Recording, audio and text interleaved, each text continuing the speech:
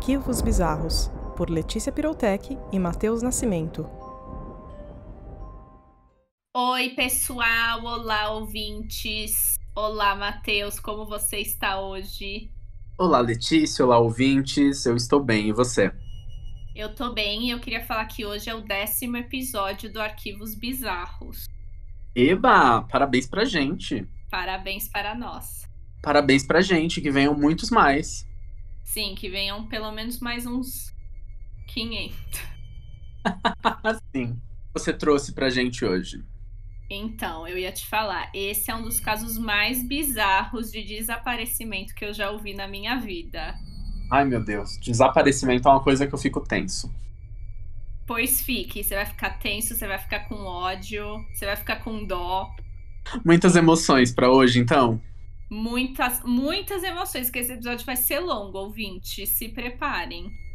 Vamos lá, eu tô preparado. Hoje o caso é sobre o desaparecimento de um americano chamado Richard Hoagland. Eu não sei se o nome dele fala Hoagland ou Hoagland, mas eu vou falar Hoagland. O Richard, ele era um homem americano comum de família e morava lá em Indianápolis, nos Estados Unidos. Os negócios dele iam bem, ele tinha uma esposa e 2 filhos e era visto como uma pessoa amigável, engraçada e gentil. E é sempre assim que começam essas histórias, né, Matheus? É, tá tudo certo. Ninguém sabia. Que nem aqueles documentários, né? Estava tudo Exato. até que não está. Sim. Mas, como sempre, as coisas começaram a mudar nos anos 90. O Richard começou a agir de forma estranha e ele ficava sozinho no quarto por horas. A esposa dele, a Linda, achava que ele estava estressado com o trabalho e com a responsabilidade de cuidar de uma família, e acreditava que ele estava batalhando contra a depressão. Ela achava que com o passar do tempo a situação ia melhorar, mas as coisas só pioraram. Em fevereiro de 93, a Linda estava no trabalho quando ela recebeu uma ligação de Richard. Ele disse que não estava bem e que ia para o hospital.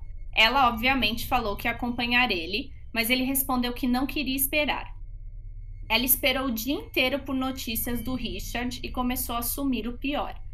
Ela ligou para diversos hospitais, mas não encontrava notícias dele e pensou que ele havia sofrido um acidente terrível e que estava em coma em algum hospital sem a sua identidade.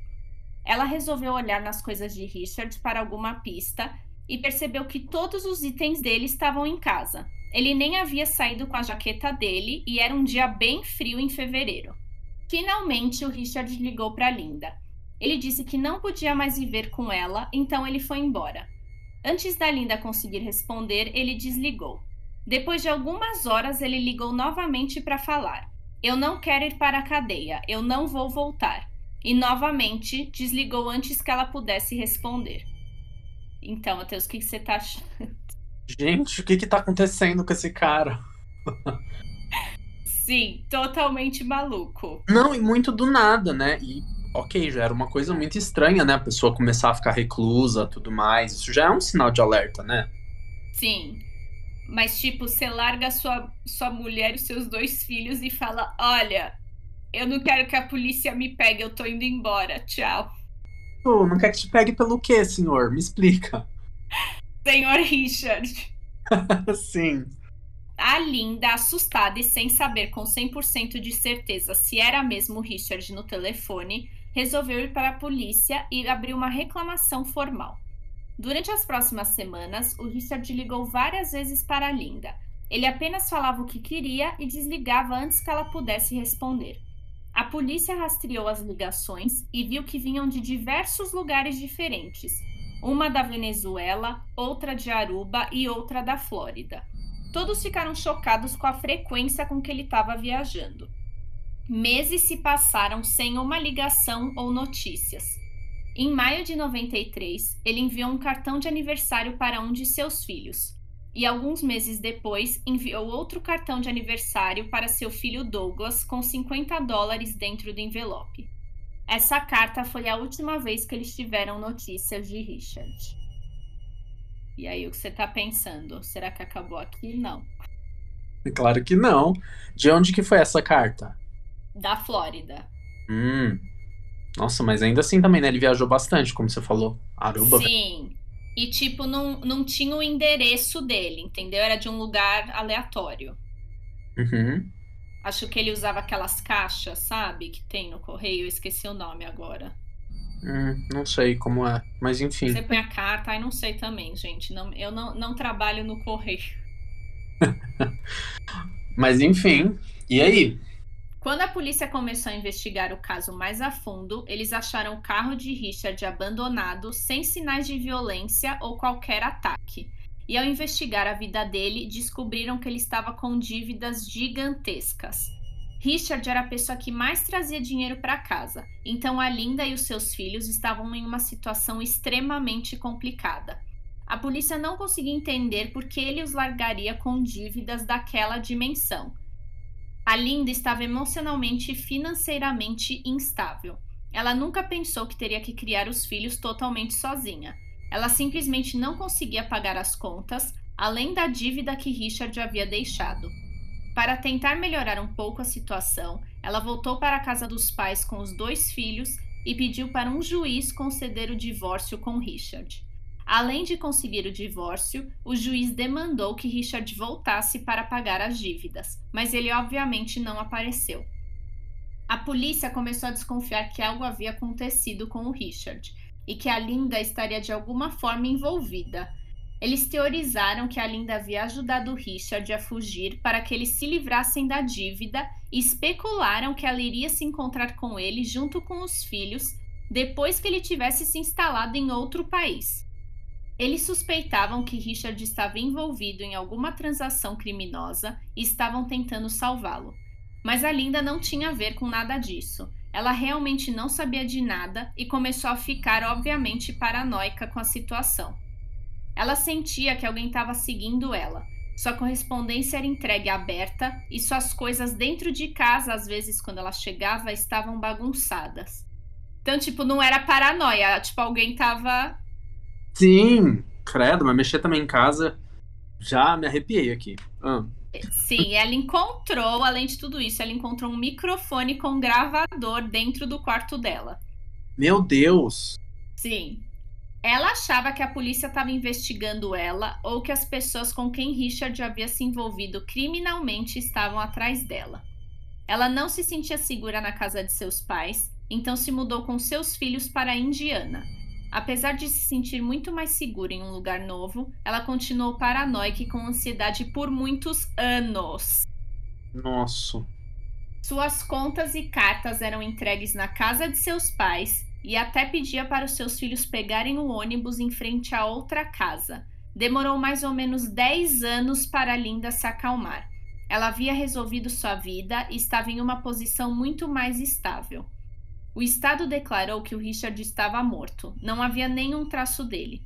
A Linda até chegou a se casar novamente, mas os seus filhos nunca se recuperaram do sumiço do pai. Douglas, um dos seus filhos, se envolveu com drogas e foi preso diversas vezes. Foi então que em 2016, 23 anos depois do desaparecimento de Richard, uma ligação virou o mundo deles de cabeça para baixo. E aí, Matheus, o que você acha que é? Ai, meu Deus, é o Richard. Mas você já falou que é um caso de desaparecimento, então não sei se é ele. Eu tô pensando já se é uma pessoa misteriosa, sabe? Só deu ali a pista, deixou todo mundo intrigado e sumiu. Então, eu dei o nome para esse caso de O Desaparecimento Escandaloso de Richard Hoagland. Não sei se isso é um spoiler. Escandaloso? Como assim? Escândalo. Sim, mas por quê? Bom, você vai descobrir agora. Vamos. Um detetive foi a pessoa que ligou para Linda para falar sobre o Richard. No início, ela ficou um pouco irritada com o fato que a polícia ainda estava cavando um passado que ela queria apenas, obviamente, esquecer.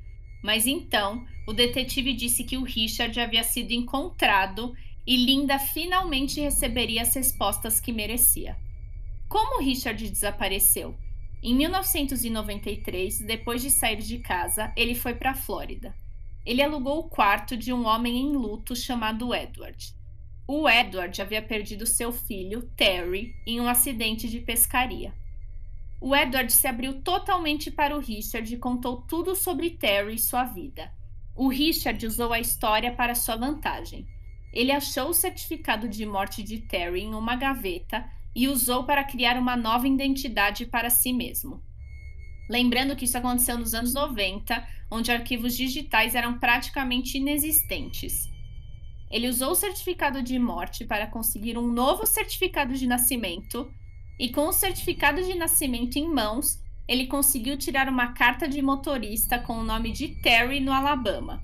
E então tirou uma nova carta usando essa carta na Flórida. Ele viveu na Flórida por mais de 20 anos usando o nome de Terry. O que você tá pensando? Perplexo.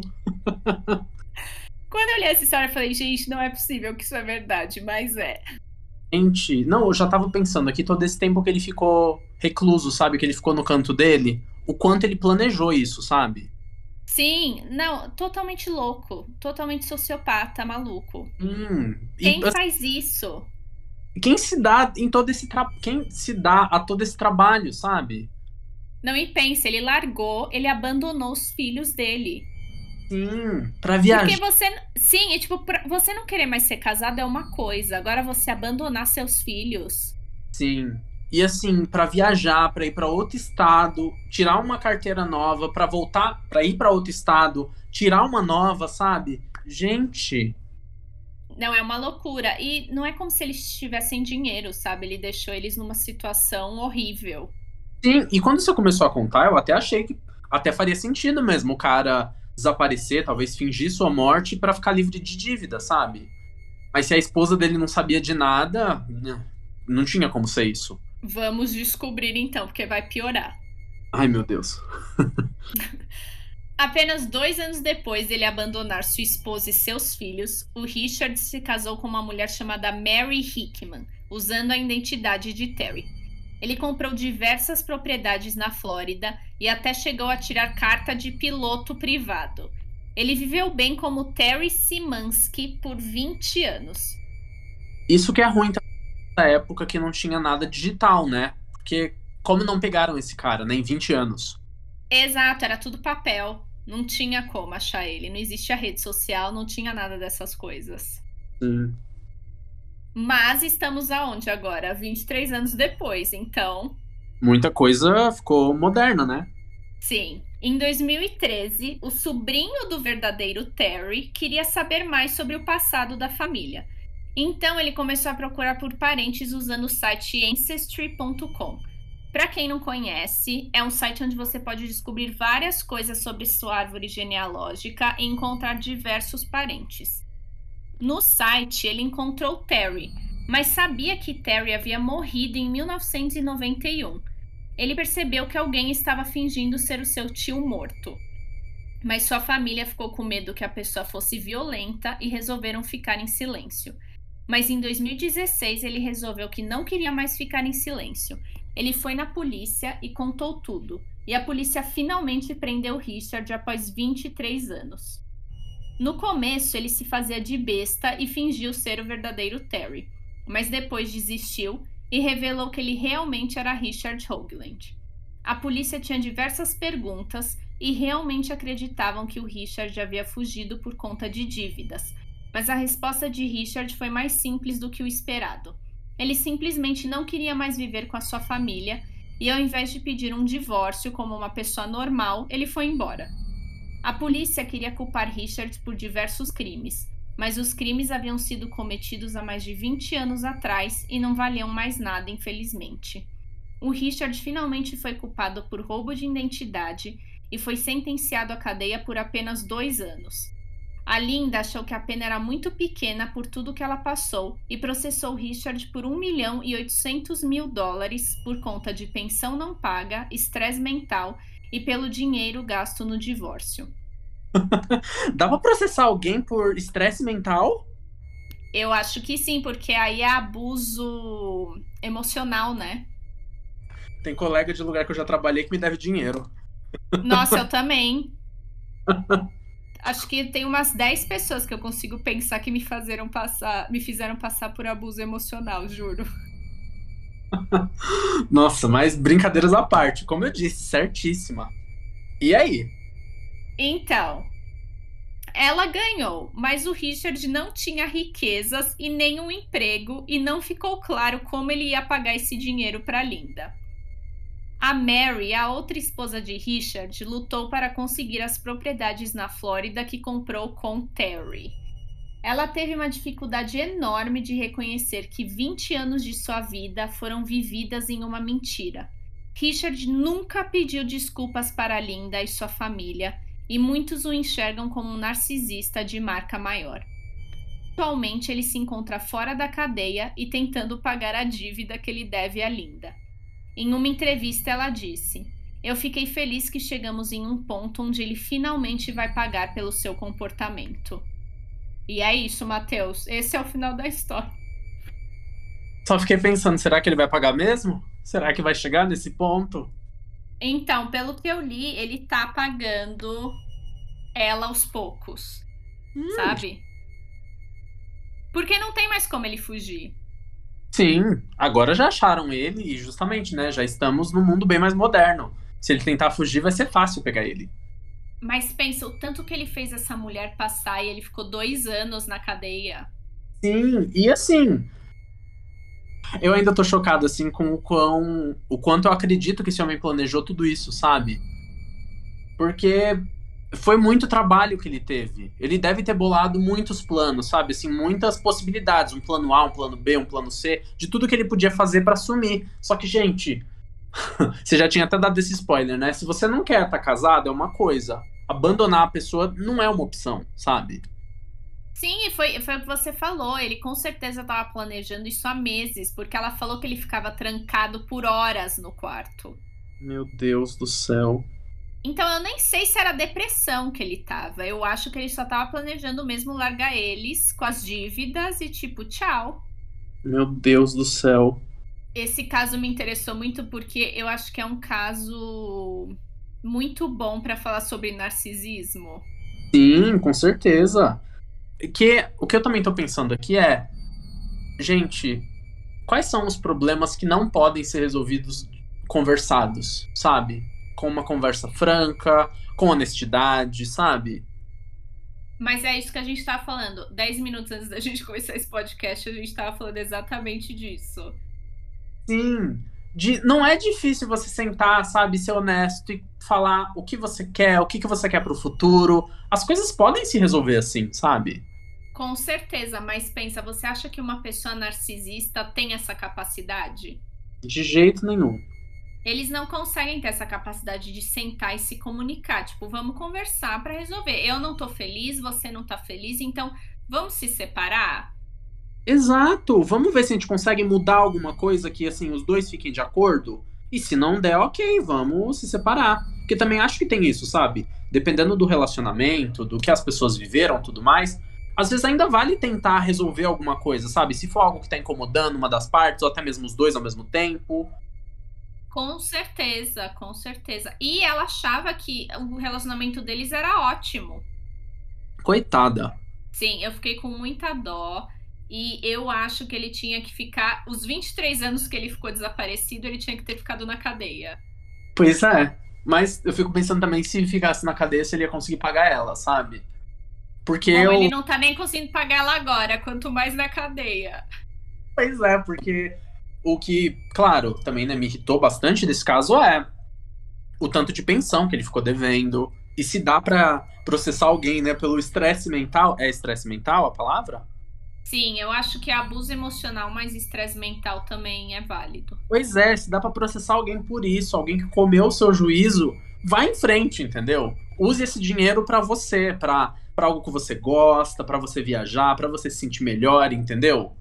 Então, se ela recebesse sim dinheiro, melhor ainda, pra ela viver uma vida melhor, sabe? E sabendo que foi ele que pagou.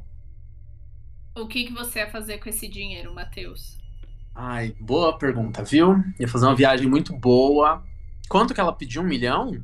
1.800.000 dólares. Ah, eu me aposentava.